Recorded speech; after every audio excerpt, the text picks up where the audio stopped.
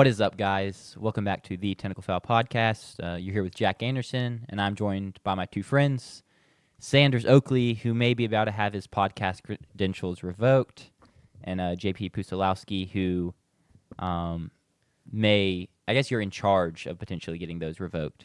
We'll see. Yeah, we'll see. It's up to you if that happens or not. Yeah, maybe. But yeah, welcome to one of the most anticipated episodes of the show, I would say. This is probably third for me behind our March Madness show, and then if you count the NFL draft as a show, that obviously is up there too. Yeah. But kind of more run-of-the-mill shows. This one feels like it carries a lot of weight. But run-of-the-mill. It's going to be very contentious, possibly one of the more heated episodes we've had. Yes. We want to shake it out before it gets started, We can touch gloves. I'll do that. Good podcast. It's going to be a fun time. Yeah, it should be good. Yeah, This guy gets it. He's on my side. Bo knows. He's right there with me. This year finally wins the Heisman. As just mentioned, Bo Nix, we are previewing the AFC West in this show. So we'll give you a Broncos preview, a Chiefs preview, a Chargers preview, and a Raiders preview, which I know JP is very excited about. Y'all can see his Geno Smith jersey he has currently. Best $18 I've ever spent. Great value. I only bought it for the bit because Sanders wanted to do an emergency pod when Geno went to the Raiders. Yep. And I can't wait to talk about this. I can't wait to talk about this, and I can actually explain my thought process. No longer a Geno Smith guy, apparently. Never was a Geno Smith guy. Geno is terrible. So that's going to be a big debate here today. And I finally get to explain myself. This is the emergency podcast. I am a Geno Smith guy. In fact, I think I'm neutral on Geno Smith. Is that allowed? That's allowed. Cool. We live in a world where Geno Smith is the sixth best quarterback in the AFC, and we have to live with that. I've already made that claim. That's not a new claim. That's what I did a 50-minute episode on. Okay, sure. I'm going to be the one banging my head against the table if you say that for real. That's crazy. Can't argue with data, and I'm about to show you a ton of data. Awesome. The eye viewers' test. heads are about to explode. The eye test. Yeah, I'll go ahead and make my main point right now. I could not care less about the eye test, because if we're going to put the eye test as something that matters, and then you want to go ahead and say that Herbert is a top 5 AFC quarterback, which I assume you would say, he's in that class right below Josh. Yes, yeah. That's how you had him listed on your tier list as well. Then you can't come out here and say, just because he played bad in the playoffs, oh, he's got all this talent. We do the same thing to Josh, to Lamar, to Joe, to Patrick. If they don't play well in the playoffs, who cares what their numbers were? Who cares what the eye test? But they're still in the top tier. So you're still giving them grace in that regard. We'll get into it when we get into the Chargers. Let's not spoil too much. We'll get into it when we get to the Chargers. Yeah. We get to start what I thought was going to be a more tame team we covered, and then Sanders drops a bombshell on us this morning that I'll let him reveal. Yeah. Should I go ahead and get started? The Denver Broncos are the first team up. Yeah, the Denver Broncos. I'm very excited for this team, and y'all are about to find out why. I'm just going to go ahead and roll right into it. The story of the Broncos' 2025 season will be continuity. The Denver Broncos finished third in the AFC West last year, but they're set up for a much more successful season in 2025, as they return nearly 80% of their starters from the last year, including a quarterback who threw for nearly 4,000 yards with 30 touchdowns and 12 interceptions as a rookie. He had an 85.7 PFF grade from Week 5 on. At the positions they did lose starters, they bring in guys like J.K. Dobbins to work behind an offensive line that finished first in run block win rate after playing the most games he has in a season in his career, dealing with injuries earlier on, and then spend a second-round pick on R.J. Harvey out of UCF to provide depth and a potential starter in the case that Dobbins misses time later on in the season. At UCF in 2024, Harvey rushed for 1,500 yards and had multiple touchdowns in 9 of his 12 games and failed to score in only one game all year. In the wide receiver room, they returned 1,000-yard wide receiver Cortland Sutton, who finished last season catching 6 touchdowns in the final 9 games, as well as 2023 second-round pick Marvin Mims, who had 5 touchdowns in the final 6 games of the season. At tight end, they do lose Adam Troutman, but they bring in Evan Ingram, who had career years in 2022 and 23 before injury sidelined him for nearly half of 2024. But in his time at Jacksonville, he was a reliable outlet for Trevor Lawrence, and the Broncos are certainly hoping he can get back to that 900-yard level as opposed to the sub-200-yard play they saw from guys like Adam Troutman, Lucas Kroll, and Nate Adkins last year. On the defensive side of the ball, they returned 8 starters to a unit that was 3rd in defensive points per game and 9th in defensive yards per game. The pieces they lost, they replaced with guys like Dre Greenlaw and Talanoa Hufanga. Ufanga. Yep, I've got the phonetics there. We're good to go. Keep Yep. rolling. From the 49ers, and then the first-round pick in Jahdae Barron out of Texas to try and improve a secondary that finished 20th in defensive pass yards per game. Greenlaw is sitting around that 20. Like, I was looking at it earlier. Greenlaw is a top 25 linebacker, which isn't a lot, but when you think about the fact that teams are starting 2 to 3 linebackers, he's in the 25th percentile, which is not, or 75th percentile in the top 25%. So he's a very suitable starter. Last year, the Broncos reached the playoffs as a double-digit win team after starting the season 0-2 and then winning 9 of their next 12 before losing 2 one-possession games on the road to the Chargers and Bengals, and then closed the season with a dominant win over the Carson Wentz-led Chiefs. So a pretty irrelevant win. They were playing backups. This year, I'm excited, expecting an improvement in close games, as 6 of their 7 losses were by single digits, which is understandable when led by a rookie quarterback. But I expect Nick to take a step forward, faced with challenges that are somewhat unfamiliar to him, as in his 2 years at Oregon, 18 of their victories were by 2 or more possessions. Another advantage they have over last year's team is the schedule. Instead of facing the AFC North, which resulted in losses to the Steelers, Ravens, and Bengals, they play the AFC South, where I have them going 3-1, with wins over the Colts, Jags, and Titans. They also play the NFC East, and while that is a top-heavy division with the Commanders and Eagles, which I have them losing to, I think the Broncos have the 2 more beatable teams in the Cowboys at Giants at home, coming off matchups against the Commanders and Eagles respectively, meaning they'll be worn down by 2 of the better teams in the NFL. I've got them going 2-2 against the NFC East. I think the only thing that will stop the Broncos is bad luck, like we saw last season. They lost a game-winning kick against the Chiefs, or they lost after having a game-winning kick against the Chiefs blocked. They lost 6 games by 1 possession. And so I ask y'all, since you're both lower on the Broncos, JP, you've got them going 9-8. Jack, you've got them going 10-7. Is that 9 wins, 10 wins, is that the ceiling for this team? First, I'll make an amendment. I now have them going 9-8. Okay, Post, well then you're both post change. So is single-digit wins, is that the ceiling? It's 100% not the ceiling of this team. I can say that right now. I mean, like you said, they won 10 last year, and by all accounts, they didn't take a step back from a roster standpoint. So I wouldn't say it's the ceiling. JP?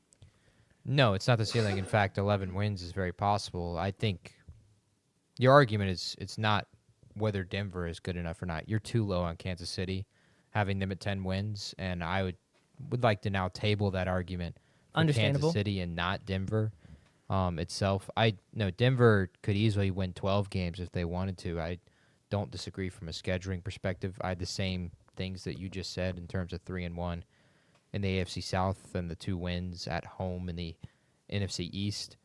But I don't think single digits is a ceiling by any means. They shouldn't be there because of how they're set up. And in fact, I think they're set up great given what next year's going to look forward to. But I have them missing the postseason, and we'll get into that with the other teams. I think they're a year behind where they are going to be, have the actual shot to maybe win the division next year. But calling them to win the division this year is pure blasphemy. And it solely is a Kansas City take more than it is a Denver take. And you're way too low on Kansas City, and we can get into that later. All right. Yes, sir.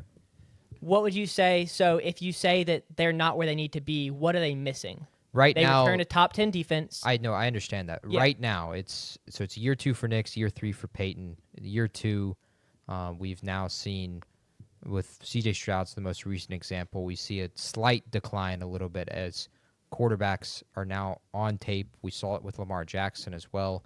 His year 2, not as great, even though he made it to the postseason. They found answers for him. Lamar was able to ascend past that. We'll see if C.J. is able to ascend past that. You would probably make the case that Jordan Love was no different in his year 2 than, Stroud in that case. So I'm fearful there, but I don't think they're there from a talent perspective. Even if they return great players to the defense and add on some good players offensively, I don't have that trust, which is insane for me to say. As a Saints guy and Sean Payton being the head coach, I just don't think the playmakers are there yet. I think it's right now. Denver has $53 million in dead cap for Russell Wilson last year. or this year I should say. So that's 20% of their cap is in Russell Wilson right Yeah. now, and so the playmakers are just aren't there because the money isn't there. So I think next year, the Broncos. Apologies. This year's $32 million. Russell Wilson, still substantial. That's almost Geno Smith's contract. 10% of the cap. After this year, they'll be off that contract. $32 million opens up in free agency, and I think they'll be able to add a ton of weapons. But a Cortland Sutton is really the only weapon I trust. Right. While Evan Ingram has shown a high ceiling, Shown a low floor as well. he's shown a really, really low floor historically throughout his entire career, both in New York and Jacksonville. R.J. Harvey is a great piece, but if he was so good, why was he not drafted in the first round? Why was he not viewed the same as the other players up there like an Amari and Hampton? If he's this good, it feels a little gadgety a little bit. I'm not necessarily – I'm going to see it till I believe it when I see it on that. J.K. Dobbins, of course, with his injury history. J.K.'s the leading candidate to be running back one in-house right now. Yeah. R.J. Harvey could easily fill that role later in the season, but I'll believe it when I see it there. And outside of Cortland Sutton, I get it. Marvin Mims had the touchdowns to end the year, but I almost feel like, Nick Westbrook-Akine had a bunch of touchdowns in the season. Touchdowns that isn't necessarily a stat that says, okay, this guy's super elite. While it is the point of the game to score points, I don't think the 5 touchdowns in the last 6 games is is Marvin Mims a wide receiver 2 to you? Like a wide receiver 2 in the NFL? I think part of it is his youth, right? He's drafted in 2023, so he just played his second season. Let me rephrase that question. Is Marvin Mims better than everybody in the Packers wide receiver room? I would say he's on the same level, but y'all know how I don't like any of the Packers wide receivers, so I would put Marvin Mims on the same level as a wide receiver 2. I consider the entire Packers wide receiver room wide receiver 2. I'd put Marvin Mims in that same class. I don't necessarily disagree with that, but I think it's slightly contradictory if you're going to slight the Packers and be so low on them because of the receiver room. Mims being the second best option. Yeah. Cortland Sutton, I think I don't necessarily have a ton of trust in that. It's also, just to finish on the Marvin Mims thing, looking at this, I didn't get this written down, so I didn't get to talk about it. But if you look at his yards as well, it's not just the touchdowns. He had double-digit yards 3 times before Week 11, and then had 49 yards, 44 yards, 105 yards, 20, 62, 103, 51, and then 12 in their wild card loss. So it wasn't even just a touchdown thing as it was getting him involved in the second half of the season. And I think that's one of the reasons that the weapons that Knicks has does excite me, is because it clicked down the stretch more so than it did when he'd been in the building for 3 months, which makes perfect sense. You bring in a rookie, like, it's not going to click right away. But the more now he's going into year 2 with the same weapons that in the second half of the season he had 6 touchdowns and 5 touchdowns and 800 yards. And like I said, out of Mims, 515, all but 60 came in weeks 11 through the wild card game. Let's pull up their Denver Broncos record versus the AFC West. Let's do that one first. This is one of my huge ones, on top of the fact that Denver only beat 2 playoff teams last year, one of which was the Carson Wentz Kansas City Chiefs. The other one was Week 3 against the Buccaneers. Yeah, I get they had a lot of close losses, but that's a statement. You're not going to win a division beating just 2 playoff teams unless you are playing a 4th-place schedule, and they're not even playing at a 3rd-place schedule. But historically, since Peyton Manning, they have not had a single winning season against the AFC West, and that has been through an onslaught of teams in Las Vegas and Oakland, even at that time, with Derek Carr times and Gardner Minshew and Aiden O'Connell. The Chargers, really no different. That even stretches back to Phillip Rivers days. Yeah. And Broncos have not been good in the AFC West, and you can't win the division if you're not good in the division. And historically, that's 10 years. Again, I continue to harp on stuff like that. If that's the case for a long period of time, it seems to always be the case. Can they go 4-2 and win the division? Sure. But I don't think you can. I just don't think it's possible for Denver, one, to win the division, but to win the division in this manner where they only win 11 games. Yeah. Then I think you're just too low on Kansas City. I think you're too low even on Las Vegas in some ways. I'm not a Justin Herbert guy. I think you're too low on Los Angeles in that way. Pull up the other Denver Broncos. This is in division. Like, they have had, since Peyton Manning, 2 winning seasons, the season after and last year. And I understand that it can be different. Second-year quarterback, they finally have answered a quarterback situation. I think that's got to be a huge weight off of John Elway's shoulders and then Broncos fans' shoulders to go through the hell that was Trevor Siemian, Case Keenum, Joe Flacco, Drew Lock, Teddy Bridgewater, and then Russell Wilson. But they still have had just 2 winning seasons, and I don't see it necessarily from a talent perspective. I also think defense can fluctuate from year to year, and while they were great last year, I'm curious to see if that's the case even with bringing in these players. I think Dre Greenlaw and Ufanga, excellent, sure. Are we sure they're still going to be excellent? Because there's a reason Kansas City San Francisco let them walk. Right. And it wasn't necessarily all to do with money, considering the money they were able to give Brock Purdy this offseason. So are they still that impactful? I'm curious. Pat Surtain's great. You didn't mention Nick Bonito, who's actually the WAR stat I bring from reference. He was Denver's best player last season, and he returns again this year.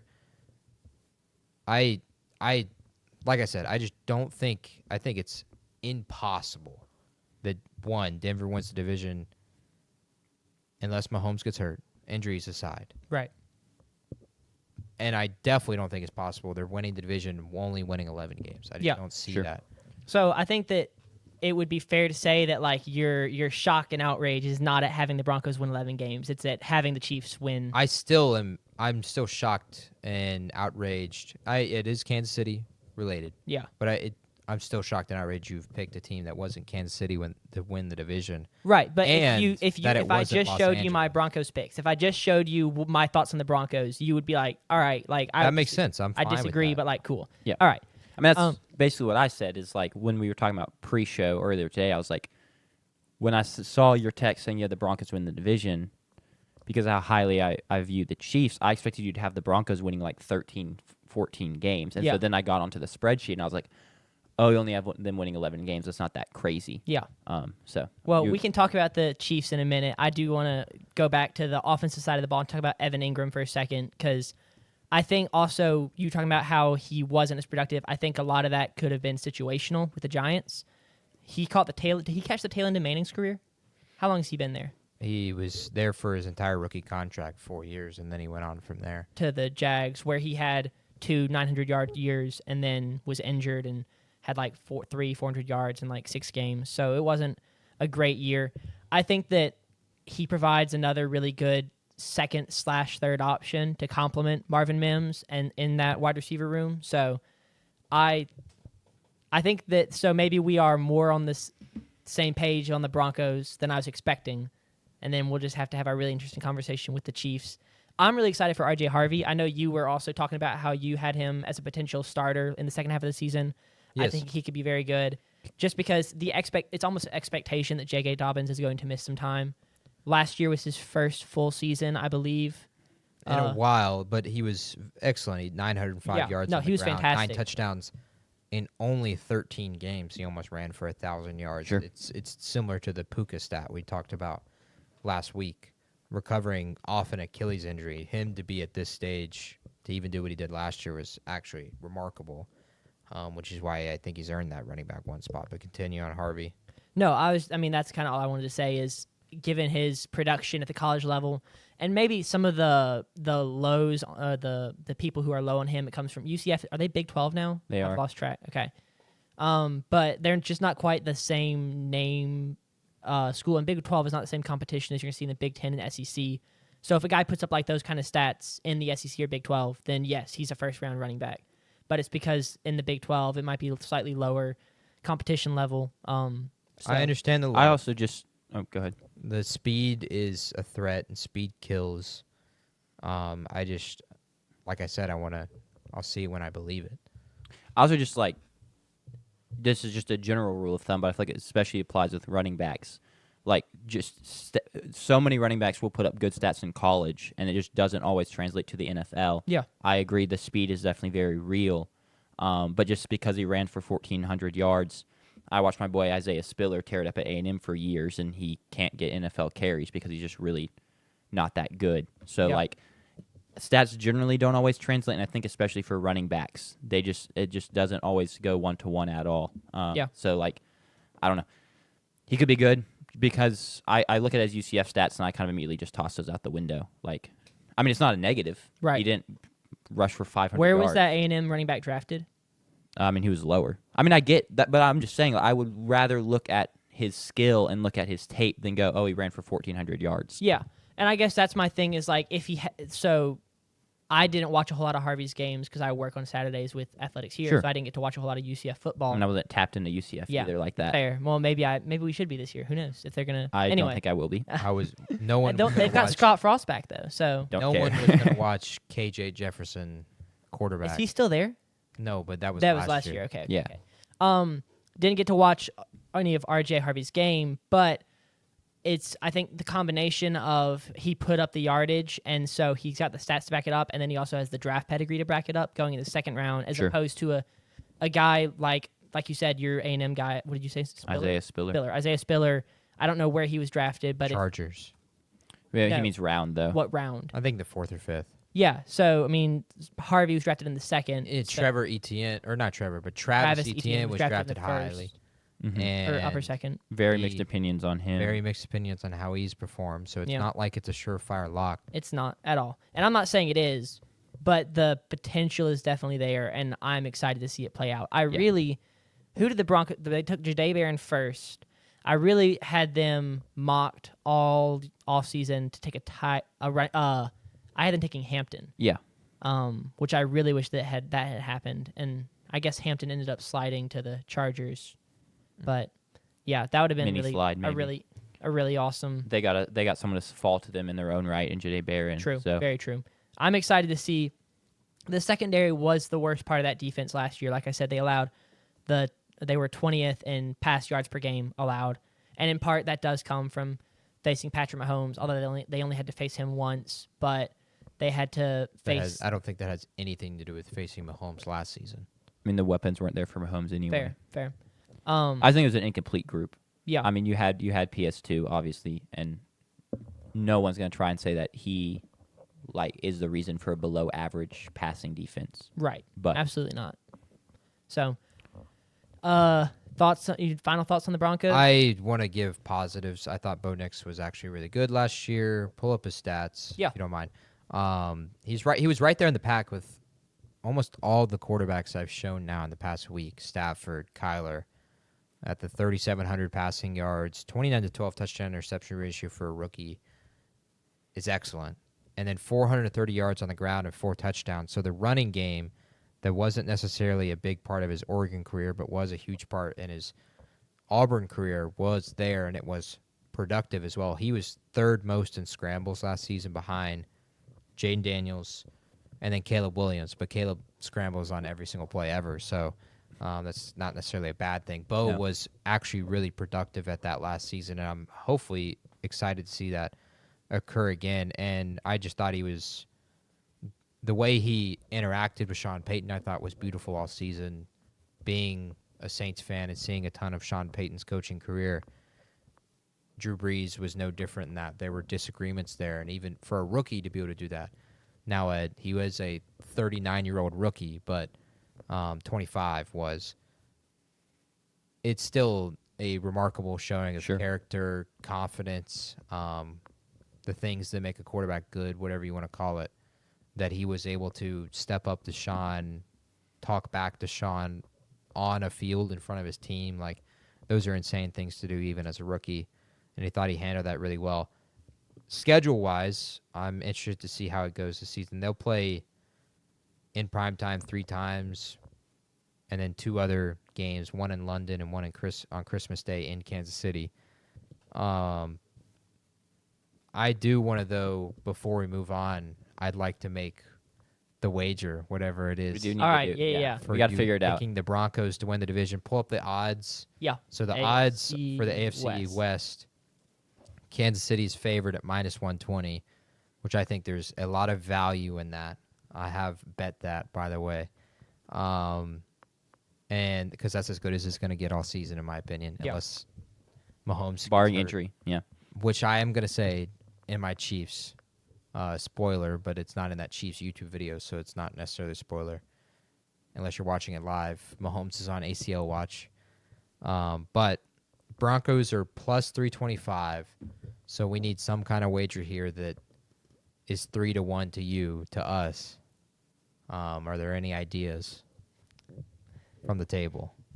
Should we try and should we table that and let the fans have input? I think that could be fun. I think we go down the reward route, even though my first I don't want to get punched. reaction would have been punishment route. But I think we could go down we can go down the reward route more than we can go down punishment route. That's fine. It with doesn't me. have to be physical punishment either. That's not what I was thinking. You have to play. I was thinking of humiliation. You have to play the first Engel game in August in 3 layers, like long sleeve T-shirt, sweatshirt, sweatpants. That would actually be pretty funny. You are out there. I'm talking like it's like 2 degrees outside. Well, here. So, but the problem is that's just not gonna. When's that gonna transpire? Oh, Schubert, yeah. Because the season won't be bet- over yet. Yeah, that's You'd have my to do. bad. You have to play like the last game of next spring. when it's I think you play the last or the first game post the Broncos not winning the division because except the January, punishment. and then Oh, you play you have to it. play in shorts, but Play in we his do that swim anyway. trunks or something. Oh, in swim trunks. Yeah.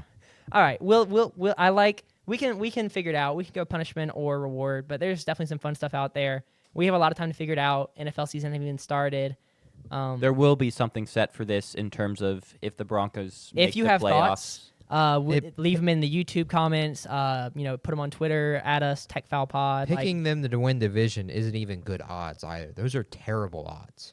Those are absolutely atrocious odds. Like Yeah. that should be The plus- Raiders, though. The Raiders is good value. Do you have any money on the Raiders? I need to double check that because there's a chance I did have Raiders winning the division if for no reason. just to be clear, I have money on Oakland though. Me and JP are on the Like- same side of this in terms of if the Broncos do make the playoffs, whether it's reward and Sanders gets something or it's punishment, both me and JP will take the punishment Yeah. and then vice versa. It's winning the division though. They can make the postseason. Yeah. Did I say would make the not doubt playoffs? I apologize. Yeah, Win the it's division. Win the division. Win the division. Win the division. Yeah, this would be a bad bet from us if it was just Yeah. make the playoffs, since we all three have them making the playoffs. Yes. So As a podcast, we have them going 10-7, which is enough to get them into the playoffs as a wild That card. is insane.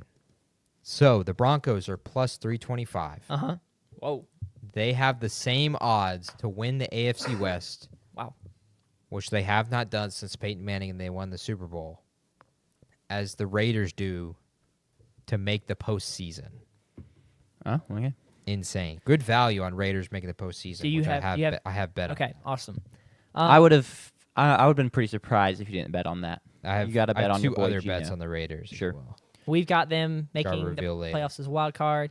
Any other final thoughts on the Broncos? Are we good? I'll just, yeah. I mean, they are a good team. I didn't really get around to it, but I mean, JP said it pretty perfectly, in my opinion, which is why I didn't re-chime in. But I kind of expect out of all the rookie QBs for him to be the most likely to take a sophomore slump. Yeah. And kind of hold this team back, even if it's not a season-long slump. If he gets off to a slow start to the season and they rack up some losses or whatnot, it's a tough division to come back from in that regard. I nearly picked the Broncos to win 6 or 7 games. I think they're in that class of teams that made the postseason last year.